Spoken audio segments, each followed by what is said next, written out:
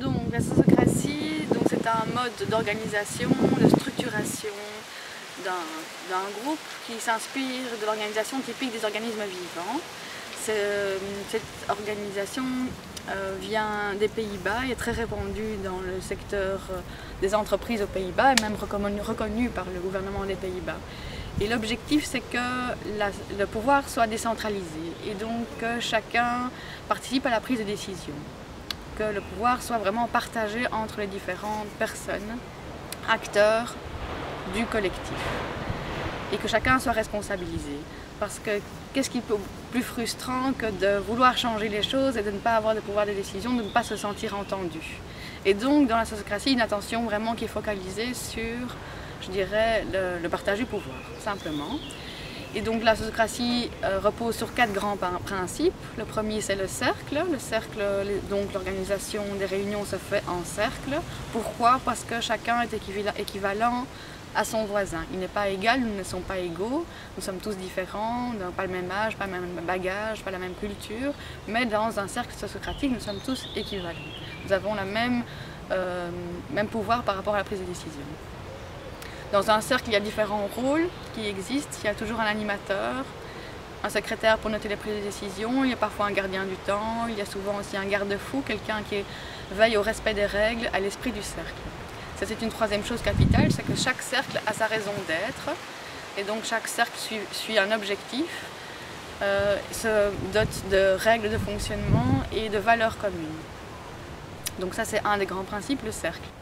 Donc le deuxième grand principe, c'est le consentement, c'est-à-dire que les prises de décision se font par consentement et non par compromis ou par un vote à la majorité. Lorsqu'il y a une décision est prise à la majorité, il y a une minorité qui est délaissée et dont on ne tient pas compte. Ici, l'idée, c'est de tenir compte de l'avis de tout le monde et de trouver une solution gagnant-gagnant. Comment? Donc, l'idée, c'est que lorsqu'une proposition est déposée au centre du cercle, chacun a l'occasion de s'objecter, donc d'apporter des objections par rapport à cette proposition.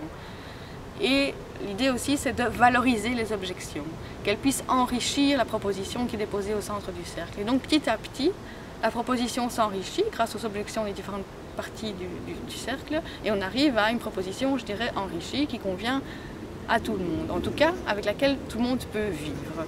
Et qu'est-ce que c'est une objection? C'est finalement une objection, c'est un argument que l'on développe parce qu'on a l'impression que la décision va mettre à mal nos besoins fondamentaux. Et donc l'idée, c'est vraiment de se dire, tiens, est-ce que cette proposition, je peux vivre avec elle ou est-ce qu'elle me met à mal en termes de besoins fondamentaux? Et donc, chacun est amené à prendre soin de lui-même et de ses besoins. Pas ceux de son voisin, mais des siens. Voilà pour le consentement. Le troisième grand principe, c'est le double lien. L'idée, c'est que dans chaque cercle, hormis l'animateur, le secrétaire, le gardien du temps, le garde-fou parfois, il y ait 2 liens. Un premier lien qui va être responsable d'une communication ascendante et un second lien d'une communication descendante. L'idée, c'est de porter à 2 aussi, je dirais, les décisions ou les recherches à faire vers les différentes commissions qui entourent le cercle principal.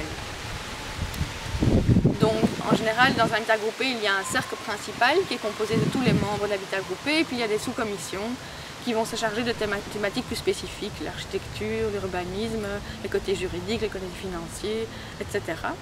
Et l'idée, c'est qu'à chaque fois, il y ait au moins 2 personnes qui fassent partie de ces commissions, et que l'une soit chargée de la communication ascendante et l'autre de la communication descendante. Et elles peuvent être également attentives à d'autres choses, avoir d'autres rôles qui soient complémentaires entre eux. Et le 4e grand principe, c'est l'élection sans candidat, c'est-à-dire qu'il n'y a pas de candidat qui se propose d'office. Personne ne fait le pan, je dirais, devant les autres. L'idée aussi, c'est que les compétences soient clairement identifiées pour pouvoir un poste et que le mandat soit très clair. Mon mandat commence où et s'arrête où. Suite à cette clarification, chacun a l'occasion de voter pour quelqu'un d'autre dans l'assistance, ou même pour lui-même d'ailleurs, et il devra avoir explicité son choix. Et puis par un processus de décision par consentement, on arrive à élire une personne. Voilà les 4 grands principes. Je dirais que le principal avantage, c'est vraiment une motivation accrue, se sentir vraiment impliqué dans les décisions et du coup dans leur application. Et une difficulté majeure peut-être, c'est la difficulté d'implémenter ce genre de processus dans un groupe. En tout cas si on veut le faire du début à la fin, parce que c'est assez lourd, ça demande vraiment de changer ses habitudes et du coup ça demande de s'entraîner et de suivre une formation idéalement. Une autre dernière petite chose que moi j'apprécie beaucoup en sociocratie, c'est le cercle d'ouverture, le cercle de fermeture, qui sont des moments de passage, de transition vers la réunion où on entre dans la réunion et on sort de la réunion et on communique l'état dans lequel on le sent sans recevoir d'avis en retour. On dépose simplement comment on se sent et suite à ça, normalement, on est plus apte à pouvoir participer avec efficacité à la réunion.